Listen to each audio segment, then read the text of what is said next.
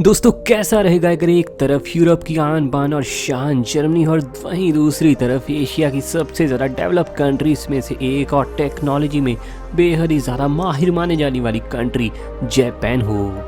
हालांकि दोस्तों ये दोनों ही वही देश हैं जिन्होंने अपनी हिस्ट्री में ना शायद दूसरे किसी भी देश के मुकाबले सबसे ज़्यादा दुख झेले हैं, क्योंकि दोस्तों वर्ल्ड वार 2 के समय जर्मनी के बहुत सारे लड़के मारे गए थे, जिसके चलते यहाँ की बहुत सारी लड़कियाँ विधवा हो गई थी और बहुत सारी लड़कियों के साथ तो रेप भी हुआ था। वहीं दोस्तों दूसरी तरफ जापान इस पूरी दुनिया का इकलौता ऐसा देश है जिसने परमाणु हमले का दुख भी झेला है, लेकिन आज के दिन दोनों ही देशों की तरक्की इतनी ज़्यादा हाई लेवल पर पहुँच चुकी है कि दुनिया के बड़े बड़े देश भी ना इन दोनों देशों की टेक्नोलॉजी के बहुत ही बड़े तरीके से फैन है। तो चलिए दोस्तों, आज इस वीडियो में हम इन दोनों ही देशों को कई क्राइटेरियाज के हिसाब से आपस में यार पूरी तरह से कंपेयर करने वाले हैं। तो वीडियो में आखिर तक बने रहिए और अभी से अपनी कोल्ड ड्रिंक, पॉपकॉर्न सब कुछ तैयार रखो।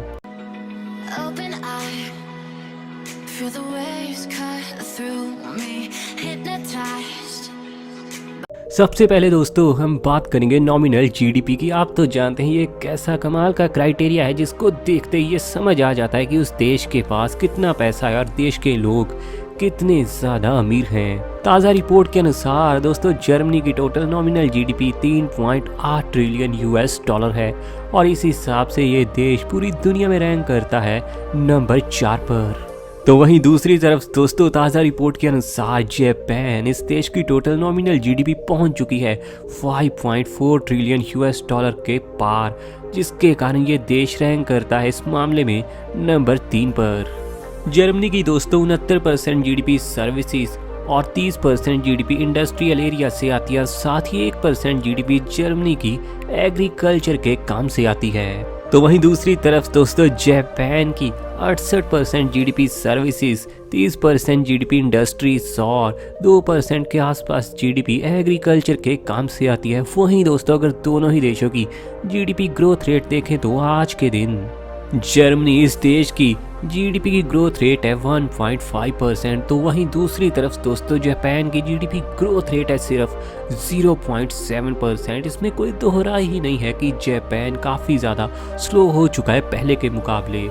चलिए अब ज़रा इससे भी मेन क्राइटेरिया को देखते हैं और दोस्तों ये कमाल का क्राइटेरिया है जीडीपी पर कैपिटा। इससे किसी भी देश की अमीरी का पूरा पता चलता है। आज के दिन दोस्तों जर्मनी की टोटल जीडीपी पर कैपिटा है 52,559 यूएस डॉलर और इस मामले में ये देश रैंक करता है नंबर 16 पर। तो वहीं दूसरी तरफ दोस्तों जापान की बात करें तो इस देश की जीडीपी पर कैपिटा है 46,827 यूएस डॉलर, रैंकिंग है इस देश की नंबर 28 की। चलिए दोस्तों अब जरा आगे बढ़ते हुए अब हम बात करेंगे एरिया के बारे में। जर्मनी यूरोप का ये बेहद ही खूबसूरत सा लगने वाला देश कुल मिलाकर फैला है 3,57,022 स्क्वायर किलोमीटर के एरिया में, और एरिया के हिसाब से दोस्तों जर्मनी पूरी दुनिया का 62वां सबसे बड़ा देश है। तो वहीं दूसरी तरफ दोस्तों जापान एशिया की ये कमाल की कंट्री कुल मिलाकर फैली है 3,77,975 स्क्वायर किलोमीटर के एरिया में, और एरिया के हिसाब से दोस्तों ये पूरी दुनिया का 61वां सबसे बड़ा देश है। एरिया के बारे में तो दोस्तों हमने जान ही लिया, तो चलिए अब जरा पॉपुलेशन के बारे में भी बात कर ही लेते हैं। 2020 के ताज़ा आंकड़ों के अनुसार दोस्तों जर्मनी की टोटल पॉपुलेशन 8 करोड़ और 31 लाख को पार कर चुकी है और पॉपुलेशन के हिसाब से ये पूरी दुनिया का 8वें नंबर का देश है। और यहाँ की पॉपुलेशन डेंसिटी की बात करें तो पर स्क्वायर किलोमीटर के एरिया में यहाँ आपको 232 लोग देखने को मिलेंगे।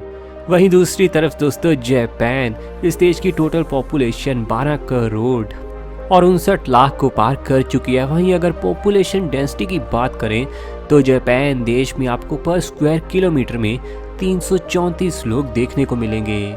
चलिए दोस्तों अब जरा हम आगे बढ़ते हुए HDI के इंडेक्स के बारे में बात करेंगे, यानी ह्यूमन डेवलपमेंट इंडेक्स के बारे में।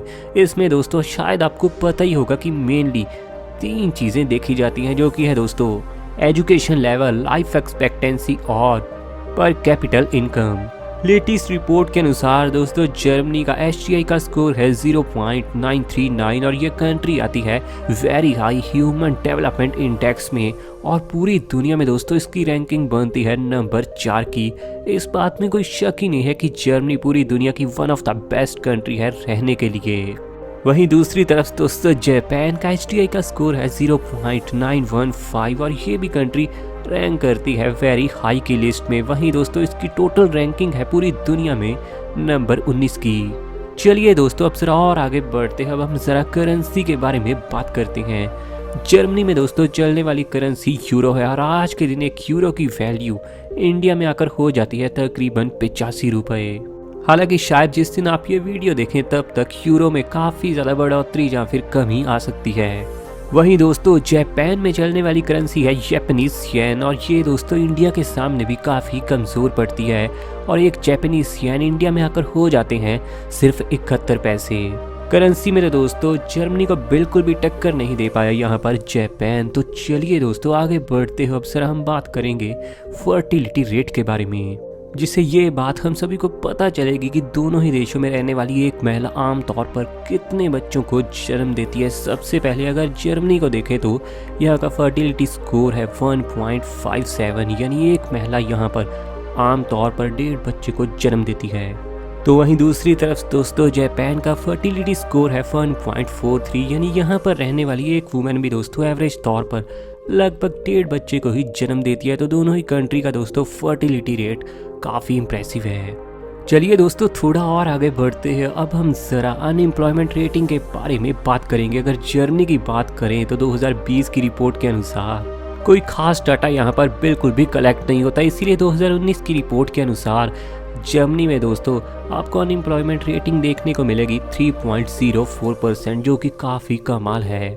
तो वहीं दोस्तों दूसरी तरफ जापान में आपको अनएम्प्लॉयमेंट की रेटिंग देखने को मिलेगी 2.40%। दोनों ही देशों में दोस्तों अनएम्प्लॉयमेंट की रेटिंग काफ़ी ज़्यादा लो है, इसलिए ये दोनों कंट्री इतनी ज़्यादा कमाल मानी जाती हैं। चलिए दोस्तों थोड़ा और आगे बढ़ते हुए अब हम ज़रा पॉवर्टी रेट की बात करेंगे, जिससे हमें पता चलेगा कि दोनों ही देशों में कितने ज़्यादा ऐसे लोग मौजूद हैं जिनके पास पैसे की काफ़ी कमी है। जर्मनी में दोस्तों पॉवर्टी रेटिंग है 15.8% यानी हर 100 लोगों के पीछे जर्मनी में आपको 15 से 16 लोग तो ऐसे देखने को मिल जाएंगे जो काफ़ी ज़्यादा गरीब हैं। तो वहीं दूसरी तरफ दोस्तों जापान में पॉवर्टी की रेटिंग पहुंच जाती है 15.7% पर, जिसका मतलब 100 में से 15 से 16 लोग यहाँ भी आपको ऐसे देखने को मिलेंगे जो काफ़ी ज़्यादा गरीबी में रहते हुए अपनी ज़िंदगी जीते हैं। तो चलिए दोस्तों अब जरा दोनों ही देशों के पक्के दोस्तों की भी बात कर ही लेते हैं। दोस्तों जर्मनी के जो पक्के दोस्त हैं वो है ऑस्ट्रिया, नीदरलैंड, स्विट्ज़रलैंड और साथ ही फ्रांस भी। तो वहीं दूसरी तरफ दोस्तों जापान के जो पक्के दोस्त हैं वो है India, United states of America और साथ ही ब्राज़ील भी। तो दोस्तों यार आपको क्या लगता है कि जापान ज़्यादा कमाल है या फिर जर्मनी? अपनी राय यार कमेंट सेक्शन में ज़रूर देना और ऐसी वीडियोस आपके लिए तो डेली आनी है, तो चैनल सब्सक्राइब करो अभी से।